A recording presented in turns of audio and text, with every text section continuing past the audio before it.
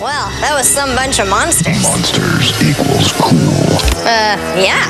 And speaking of monsters, you'll want to check out the two-headed one and my movie commentary coming up next in a very special version of R.L.Stine's The Haunting Hour. Don't think about it, starring me. Emily Osment here on Cartoon. Hello everyone, FredRex 2007 here. Welcome back to my channel for another October review. So today's third October review, it is going to be this straight to R.L.Stine, straight to DVD R.L.Stine flick that we're talking about. Well, basically, if any of you kids back in the mid-late 2000s remember this movie, I was one of them. When it was aired around on Cartoon Network on a Halloween special back in 2007, and it is of course The Haunting Hour. Don't think about it. And as you can see, I have the DVD here because since the movie came out, it just came out straight to DVD. It was never released theatrically or anything like that. It's just one of those type R.L.Stine flicks that are entertaining for children to get scared. So yeah, I remember watching this movie since this movie was around, and I loved it. I was so scared of it that I loved it. Like, this is one of the things that got me into horror, all thanks to R.L.Stine. So basically, this movie was so scary at the time, but literally seeing it nowadays, it's still pretty good to me. Like, I still love the movie, very nostalgic. But the thing is, the big question is, does it still hold up? Let's find out. So the movie begins with his main protagonist named Cassie, played by Emily Osment. We all do know that one of those famous young Disney stars back then.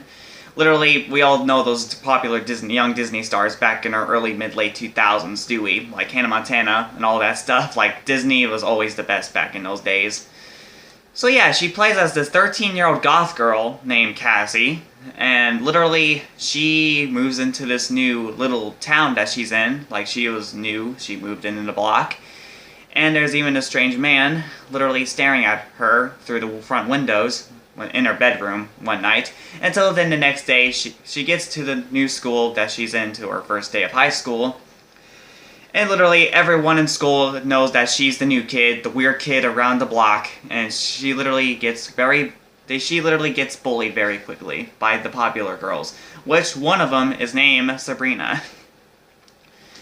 So yeah, she starts making fun of her and everything, and she has a crush on this popular boy named John, and he is one of the coolest, most cutest guy in school, but he is not the smartest, for sure. But literally, she got bullied and she came back home, and literally, till the next day, she starts walking alone into the short town that she moved in, and literally, she found a Halloween store. Strangely enough, she just found it into the streets. She checked it out, and literally the store is filled with spooky decorations, like Halloween decorations. Like, this movie gives you a Halloween feel, like, literally. And the Halloween shopkeeper is literally played by Tobin Bale, surprisingly. Like, literally, Tobin Bale, the guy that was the Saw killers in the Saw movies. We all do know Tobin Bale. So it's very surprising seeing Tobin Bale to be the creepy shopkeeper in this movie. So he literally just asked her to look around in my store. I'll give you anything you want, anything. And she found a book, a strange book called The Evil Thing. And literally she says, "It sounds scary. I'll go grab it. I'll have it." So literally she says the book was locked, but Tobin Bale has the key for the book. He says, "I'll give you the key if you pay for the book." So she did it anyways, and she brought the book with her. Until then, that's when chaos begins later on in the movie. So later on in the movie, when it gets to October 31st, because this movie takes place in Halloween of 2006 or 2007, I don't know, but literally when Halloween ended, her annoying little brother, Max, he is literally the most annoying character throughout the whole movie, and he literally acts like my 12-year-old brother, Philip. Like, seriously, like, he's such a scaredy cat. He's a whiny, irritating whipper that he really is. So anyways, Max really wanted her to read him this Evil Thing book, but the book has a warning in the front page. It says, "Do not read out loud." Because if you read the book out loud, something strange will happen in your town. So literally. But she ignores the warning anyways and read the book to him out loud, and he starts freaking out. And the ending of the book says, "Don't worry, don't cry, please don't have a fit. The evil thing isn't real. Unless if you think about it. Remember, don't think about it." But Max thought about it until then. Later on in the movie, the monster himself, the evil thing, awoken into the streets of Halloween around late night, I believe.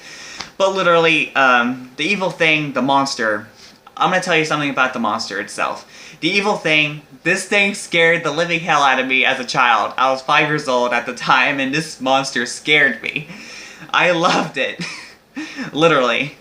Like, this evil thing monster has been made by really good practical effects and animatronic puppet, which is awesome. Literally, it doesn't need CGI here. Like, literally, practical effects is fine. So later on in the movie, when the monster is around the neighborhood and his first victim is a pizza guy that, like literally in a Papa John's car, like literally a pizza dude. I was freaked out when the monster just catched the evil thing. Like, it's creepy, like literally. Until then, later on in the movie, the popular girl in school, Sabrina, she put out a prank on Cassie because Cassie gave her a prank since the Halloween party, and then, yeah, later on in the movie, like, literally, she gave her that prank, and then until later on in the movie, the evil thing starts catching her, and even her little brother Max is being captured by the monster too. So yeah, it's pretty disturbing, and the monster was about to feed its babies to those victims. So literally, it's all up to Cassie and the popular kid John to figure this out by themselves, to how to kill this monster and save her little brother Max and the popular girl Sabrina and the pizza dude.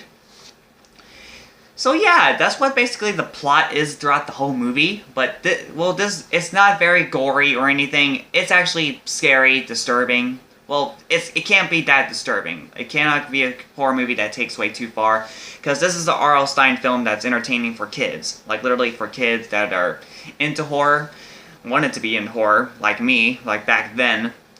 So yeah, this movie does have really good horror elements into it. Like, Tobin Bale was in it, like literally the Saw killer himself. And literally this movie, throughout the whole movie, it gives you a really big Halloween feel. Like the Halloween decorations, the jack-o'-lanterns, they're everywhere. Just like Trick or Treat. And this is a very entertaining movie to be enjoyed with for your friends or family. Like literally, like this movie is just entertaining as AF. So yeah, this movie is really good. This movie is very nostalgic for me. I definitely recommend you guys to check this movie out. I don't want to spoil the ending, because it has a plot twist into the ending, a twist ending. I don't want to spoil it for you, but you should look for the movie and check it out yourself. You should just check out your local DVD shop and find it during cheap.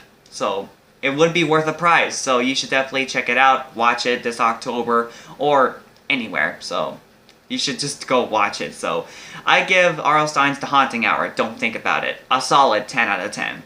A very, very nostalgic flick of mine back in my childhood. And it always still holds up to me to this very day. So it's still a great movie to watch for kids. So it's amazing. So you should definitely go check it out.